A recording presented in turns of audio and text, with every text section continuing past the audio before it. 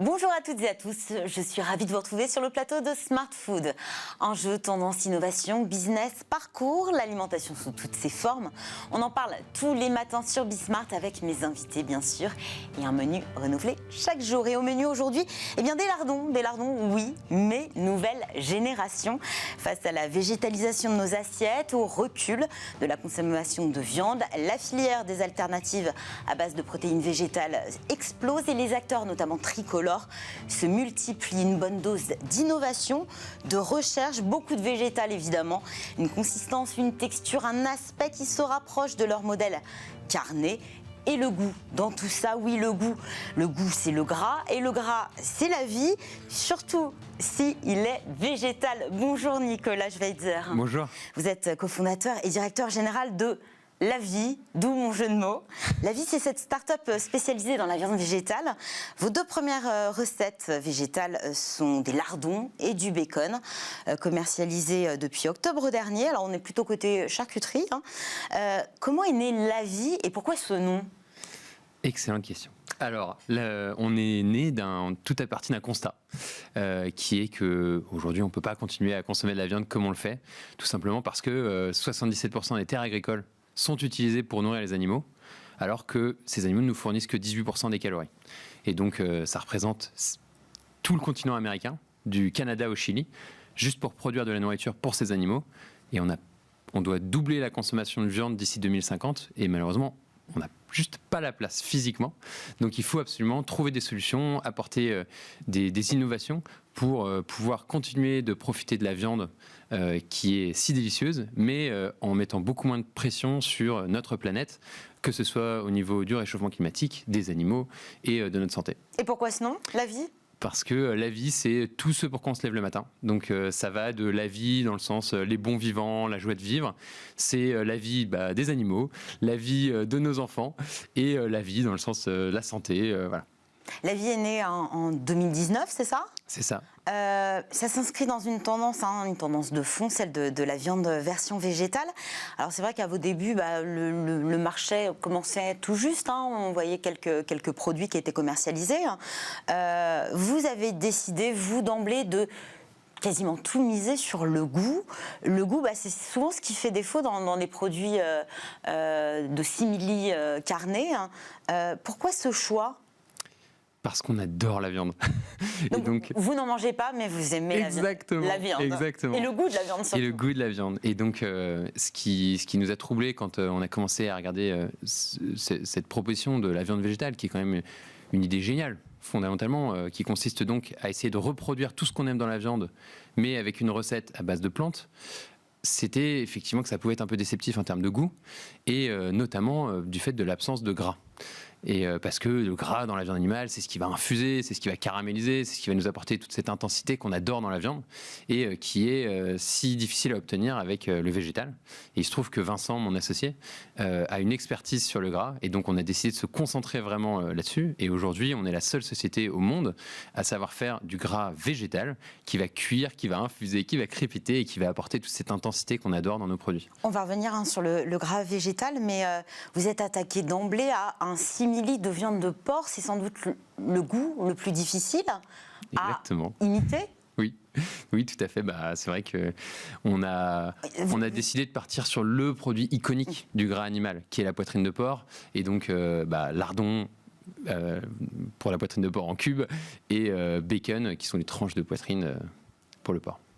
C'est donc cette graisse qui donne cette saveur si particulière. Vous nous parlez de gras et donc de gras végétal. Alors, votre recette est brevetée, on ne va pas rentrer dans les détails de cette recette, mais finalement, vous réussissez à recréer du gras avec du végétal ? Exactement. Donc c'est de l'huile, Alors, donc, pour refaire nos lardons végétaux, ce qu'on a fait, c'est qu'on a utilisé de l'huile de tournesol et de l'eau qu'on va mélanger pour la partie grasse. Qui n'a pas de goût, a priori. Qui n'a pas de goût. C'est assez neutre. Et pour la partie maigre, c'est des protéines de soja avec du sel, des arômes et des colorants naturels. Et c'est comme ça qu'on arrive à retrouver ce goût. Exactement, parce que en fait, on a travaillé avec des chercheurs, avec des chefs, avec des food scientists pour essayer de reconstituer le goût de lardon et du bacon. Et aujourd'hui, je pense qu'on est vraiment arrivé dans une nouvelle ère parce que le produit est, enfin, tous les consommateurs aujourd'hui le disent, c'est exceptionnel. On arrive à vraiment retrouver toute l'expérience qu'on peut avoir avec du porc, mais sans viande. Exactement, en retirant l'animal de l'équation. Vous parlez d'une nouvelle ère. Je notais que le cabinet Xerfi, qui est spécialisé dans les études sectorielles, faisait part d'un essoufflement du marché, une étude réalisée en décembre dernier. Donc pour vous, ce serait vraiment une tendance de fond plus qu'un phénomène de mode. Ah bah complètement. Mais je pense que c'est intéressant parce qu'effectivement, donc il y a eu cette première génération d'alternatives à la viande qui essayait de reproduire à tout prix le goût de la viande, mais parfois au sacrifice de la liste d'ingrédients qui pouvait être très longue, très compliquée, parfois aussi avec des produits qui n'étaient pas non plus au niveau en termes de prix, puisque on est sur 2 à 3 fois le prix de la viande.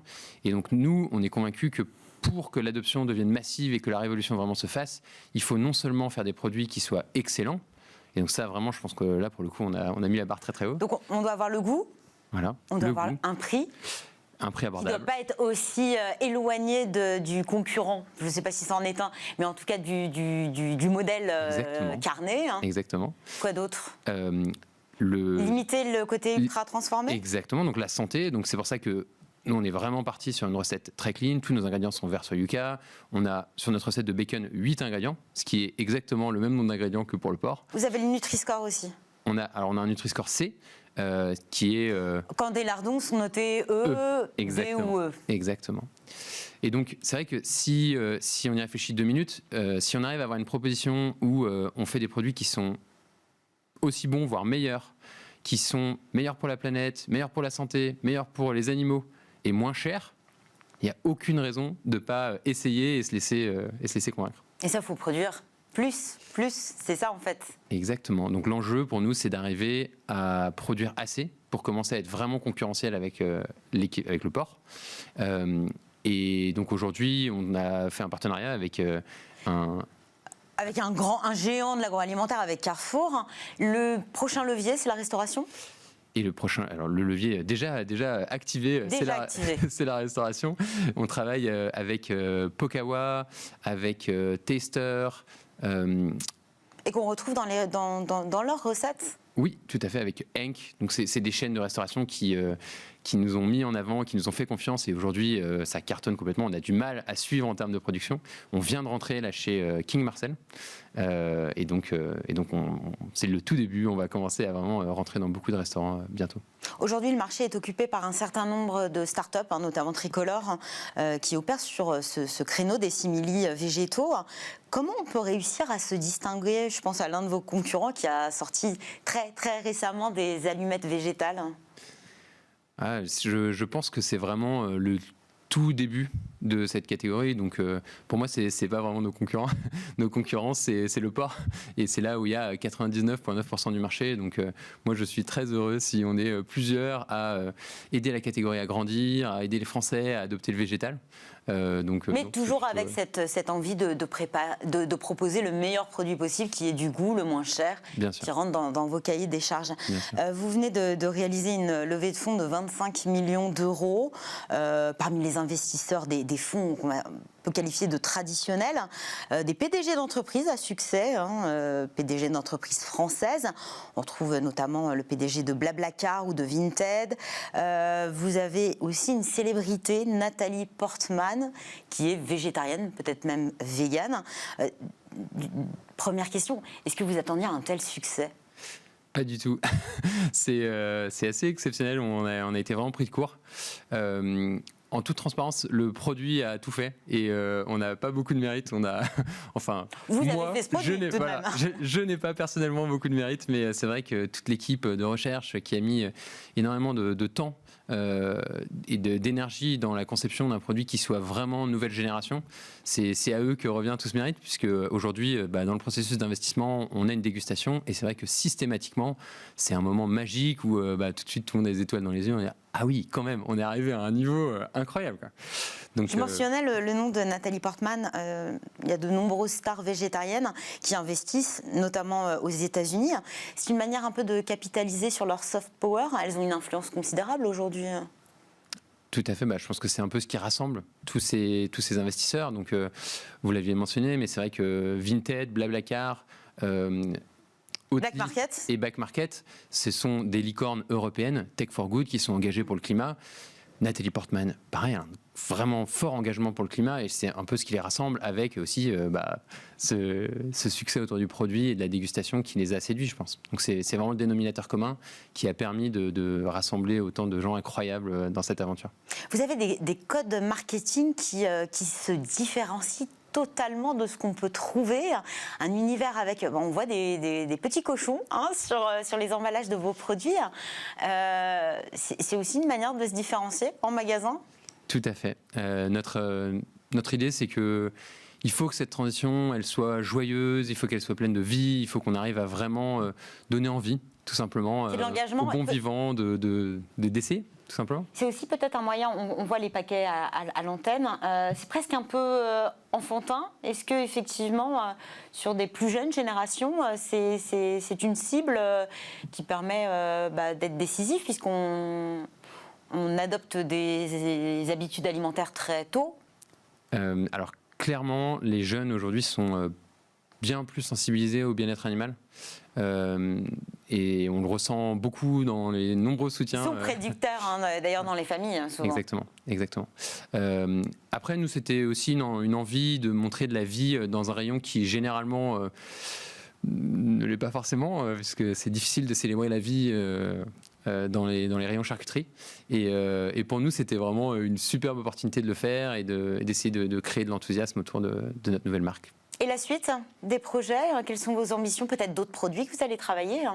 Bien sûr. Parce qu'on parle de gras, est-ce qu'on aura du magret de canard, peut-être, version végétale? Peut-être un jour. Peut-être. Donc là, pour l'instant, je me dois de garder le secret pour notre équipe de recherche, mais on va bien entendu lancer plusieurs produits d'ici la fin de l'année et continuer de collaborer avec des restaurateurs qui sont très très friands de produits qui apportent énormément de goût et de différenciation dans leur offre végétale. Est-ce que vous avez aussi l'ambition de travailler avec des chefs connus, peut-être des chefs étoilés, et retrouver vos lardons végétaux dans une recette qui serait peut-être même emblématique? Alors on a eu la chance de participer au CIRA, où on a eu un accueil assez exceptionnel, avec énormément de chefs justement étoilés qui sont venus nous voir et pour goûter le produit, et c'est encore une fois ce moment un peu magique où les gens changent de paradigme, où ils changent vraiment de paradigme en se disant ah oui, on peut faire des choses exceptionnelles avec uniquement des plantes, et ça a du goût. Et ça a du goût. Donc très prochainement, on va annoncer plusieurs partenariats avec des chefs et on va même travailler avec des boucheries. Donc voilà. Tout est possible. Merci beaucoup Nicolas Schweitzer, cofondateur et directeur général de La Vie. C'est la fin de cette émission. Merci à tous de nous avoir suivis. Merci à toute l'équipe qui m'a accompagnée aujourd'hui et toute cette semaine d'ailleurs. J'aurai le plaisir de vous retrouver lundi. Nouveau menu, nouveaux invités. Passez un excellent week-end sur Bismart. À lundi.